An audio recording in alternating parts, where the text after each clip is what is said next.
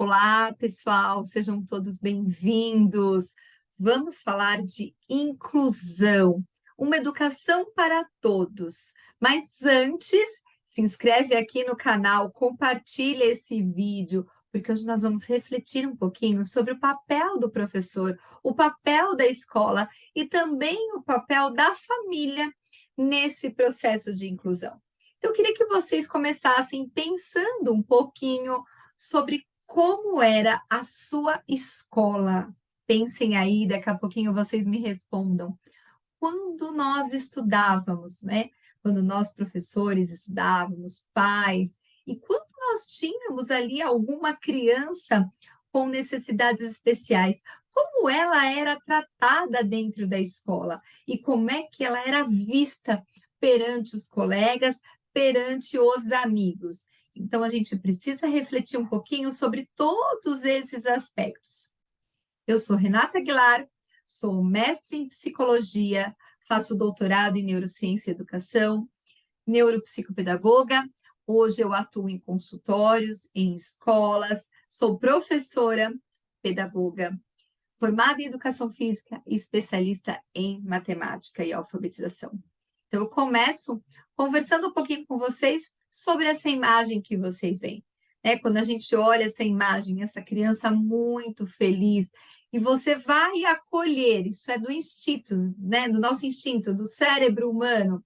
Mas se ela estivesse dentro da sua sala de aula, uma sala de aula com 30, 35 crianças, que você tem que dar conta do conteúdo programático e ainda fazer todo um processo adaptativo desta criança.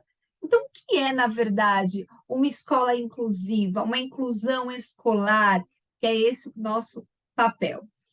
Para quem não me conhece, eu sou autora de todas as apostilas socioemocionais do Supercérebro, de educação infantil ao ensino médio, sou autora de vários livros para os professores, de formação para os professores, de literatura infantil, que é o Reino Encantado das Letras, e Aurora Boreal. E esses são os meus dois últimos lançamentos, Neuropsicopedagogia. Foi feito um trabalho e a minha dissertação de mestrado, parte dela está nesse livro, onde eu falo das habilidades socioemocionais, da inclusão, né, das crianças que precisam de um olhar diferenciado. E esse é meu livro que fala sobre as emoções. São histórias que tratam de emoções, de frustração, de raiva, de alegria, da memória e também da inclusão. E eu vou terminar esse vídeo com vocês contando uma das histórias deste livro. Vamos lá? Então, eu fiz a pergunta para vocês. Como foi a escola que você estudou? Como era essa escola? Refresca aí na sua memória e depois deixa aí nos comentários como é que era a escola que você estudou. Era uma escola que não ensinava a pensar. Nós tínhamos que reproduzir os conteúdos que nós recebíamos pelo professor ou pelo livro didático, porque era a única forma que nós tínhamos de receber essa informação, afinal, era tecnológica, não existia ou poucas pessoas tinham acesso, né? Lembro muito de livros didáticos, ir à biblioteca. Então, era uma escola que não acolhia. E eu me recordo muito que dentro da minha sala de aula tinham algumas crianças que eram reprovadas, estavam lá. Eu estava na antiga primeira série com 6 anos, eu tinha alunos na minha sala com 14 anos, porque não conseguiam ser alfabetizados e passavam por um processo de reprovação o tempo todo. Então, como é que a gente pensa nessa criança, né, que estava lá? Quem era essa criança que eu me recordo muito bem, que foi reprovada por diversas vezes e continuava frequentando a primeira série? Onde estava a falha? Na escola, no professor? Era uma criança com necessidades especiais e ela não era vista? E eu trouxe para vocês uma história, né? Ah, olha só o tamanho deste bico. Você nunca vai aprender a voar, querido. É melhor você aprender a correr. Será que isso é um bullying? Será que a diferença, né, causa ali alguns conflitos, alguns problemas? E aí a tristeza. eu sou diferente. Mas diferente por quê? O que isso tá na cabeça da criança? Eu gosto de contar algumas histórias e eu tinha uma criança com síndrome de Down. E aí nós estávamos num passeio e durante todo o passeio da escola, como eu já disse, quem me conhece sabe, né? Sou professora, estou dentro da sala de aula. E durante esse passeio, ela ficava o tempo todo com as mãos dadas comigo. E durante esse passeio, ela comentou comigo que ela ia fazer 15 anos. E aí eu falei, nossa, que legal, 15 anos, aquilo que a gente fala mesmo para as crianças, parabenizando-a. E ela fez assim para mim: você sabia que agora eu não sou mais Down? Antes eu era Down. Gente, pensa, eu falo, o que essa criança, né, essa jovem com síndrome de Down relatou para mim? Que ela não tinha mais síndrome de Down, que ela era agora uma criança típica, que se enquadrava, né, naquela forma global, né, da escola fechada, onde todos nós somos iguais e nós não somos. São essas diferenças que nós temos que pensar com as nossas crianças. E aí, dando continuidade à história, o que houve? Você não sabe voar? Não, eu não posso. Eles disseram que o meu bico é muito grande e pesado, por isso eu nunca vou conseguir voar. Por quê? Você acreditou nisso? Eles não sabem nada sobre você. Você é quem decide sobre a sua vida. E aí ele diz, né? Esteja ao lado de quem te faz voar. Nós, professores, temos que incentivar as crianças e esses jovens a voarem. Mas eles só vão poder voar se nós darmos subsídios para essa criança, para que ela tenha esse potencial para poder caminhar, evoluir e superar os seus próprios limites. Não podemos compará-la com os demais. O trabalho, né, de um plano educacional individualizado é compará-la com ela mesma, com o progresso que ela tem neste processo escolar. Porque é muito fácil dizer para todo mundo que isso é um elefante, só que cada um está enxergando um pedacinho e eu enxergo da forma com que eu estou naquele espaço. Então, repensar o modo da escola, de como a gente educa, de como a gente recebe, e é um momento de nós quebrarmos paradigmas. Não estou dizendo que isso é fácil, porque não é. O trabalho inclusivo requer muitos desafios, e não só muitos desafios, muitos estudos, porque nenhuma criança é igual à outra. Nós temos que pensar que a nossa sala de aula é uma sala heterogênea. E aí vocês podem falar assim para mim, tá bom, Renata, disso tudo a gente já sabe. Mas como fazer isso no dia a dia? Como a gente pode organizar a sala de aula? Mas antes de nós tentarmos trabalhar com essa criança, nós temos que estudar essa criança. Qual é a melhor forma que ela aprende? Por que eu estou dizendo isso? Porque nós somos educadores, somos professores, e sempre quem está dentro da escola tem que ter esses critérios que nós, né, eu humanizo a educação, você humaniza a educação, eu transformo vidas, você transforma as vidas. Por quê? Porque nós somos seres emocionais.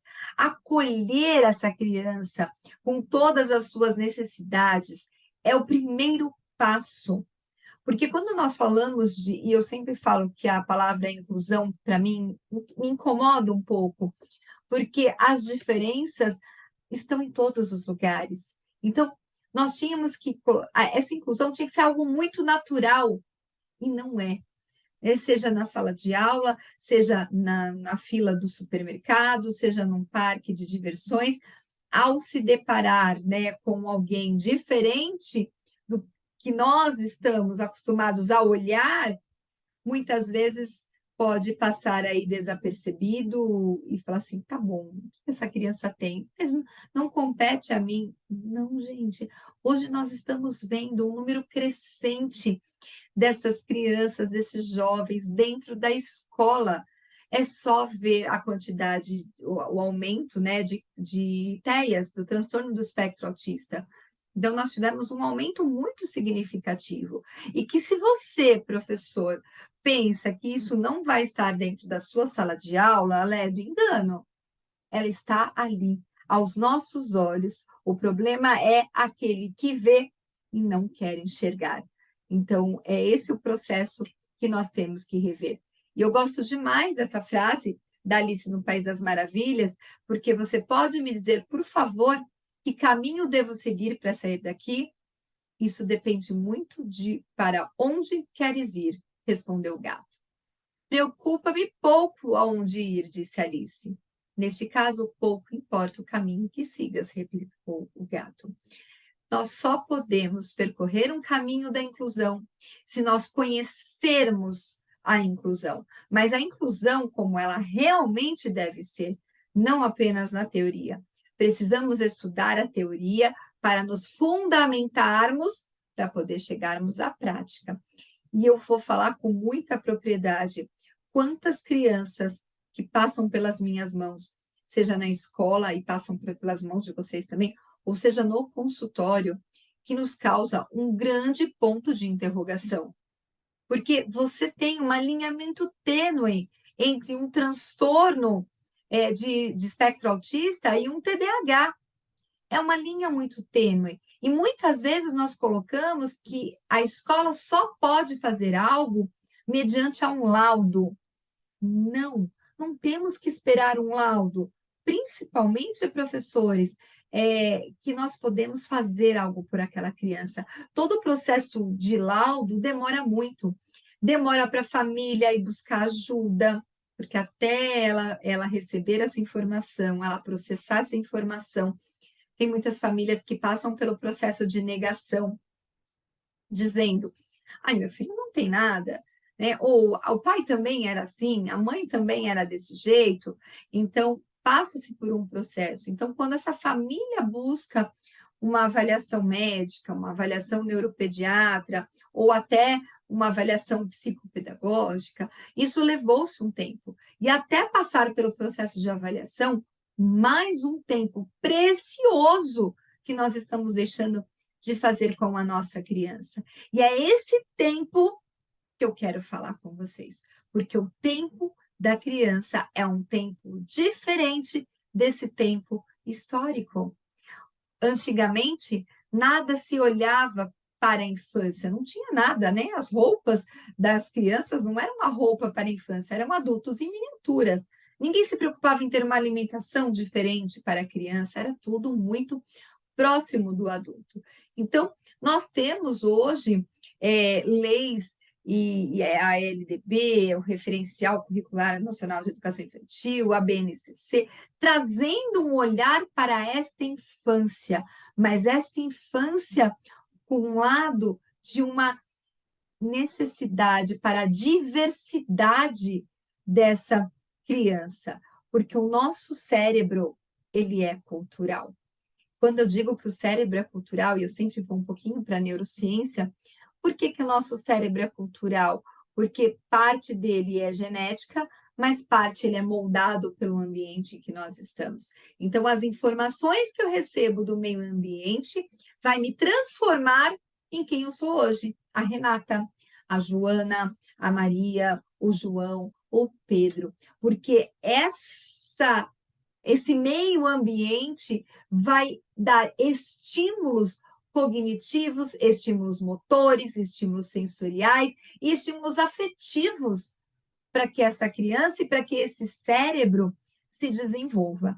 Então, não olhar para a diversidade dentro da sala de aula e buscar estratégias para manter, né, e dar oportunidades a todos é descartar possibilidades desse cérebro aprender. Jamais nós podemos pensar desta forma, né? Todos eles têm que ter oportunidades, e oportunidades são estratégias diferentes para que aquela criança aprenda, porque crianças diferentes aprendem de formas diferentes. Essa imagem pode chocar vocês, é uma imagem comum que está na internet, mas é isso. é pensar nessa criança de uma forma com que ela aprenda e todos os outros também serão beneficiados nesse processo. Então, quando nós pensamos novamente, ué, mas não é para todos? Todos não têm o mesmo direito? Então, direito é muito diferente de nós falarmos, todos eles têm direito à educação. Ok, estão todos dentro da sala de aula. Mas o que fazer para que aquela criança tenha o direito de aprender e aprender de formas diferentes? Porque ensinar precisa rever e precisa também de vários fatores. Então, principalmente um conhecimento. O que é essa aprendizagem? Como é que se dá essa aprendizagem no cérebro? Como é que aquele cérebro aprende? Não podemos descartar a neurociência. Temos grandes estudos científicos comprovando que esse cérebro aprende de diversas maneiras. Uma delas é a afetividade. Domínio do conhecimento a ser socializado. Quanto mais eu estudo, quanto mais eu aprendo e quanto mais eu aplico, quem sai ganhando são os meus alunos. Ter uma competência técnico-pedagógica, ter toda essa questão. E aí eu vou incluir nesse item um aspecto emocional e afetivo. Ao momento que você acolhe, diz eu acredito em você, todo cérebro é capaz de aprender. Um bom planejamento pedagógico e também competência para ajustar o ensino a partir das especificidades e necessidades educacionais dos nossos alunos. Olha que interessante o quanto isso é importante para um processo, para um bom planejamento e também para o PEI, que é o Plano Educacional Individualizado dessa criança. E aí, né, finalizando o nosso momento de reflexão, trago essa frase do Leonardo Boff, que todo ponto de vista é a vista de um ponto. Para entender como alguém lê, é necessário saber como são seus olhos e qual é a sua visão de mundo. A cabeça pensa a partir de onde os pés pisam. Para compreender, é essencial conhecer o lugar de quem olha. E aí eu termino fazendo com que vocês pensem como hoje nós podemos fazer uma inclusão de uma forma afetiva e efetiva. É preciso, sim, olhar para as diversidades, olhar para essa pluralidade que nós temos, que faz toda a diferença, e repensar que quando eu mudo a minha estratégia, quando eu dou oportunidade para que aquela criança aprenda, os demais da turma também serão beneficiados. Então, vamos aproveitar o que nós temos hoje com tanta acessibilidade de informação, de cursos, para que nós possamos fazer a diferença na educação. Peço para todos vocês, não esqueçam de compartilhar o vídeo, né, se inscrever no canal, fazer os seus comentários e que a gente possa realmente fazer uma inclusão muito efetiva e como é que se deve. Tchau, pessoal. Obrigada.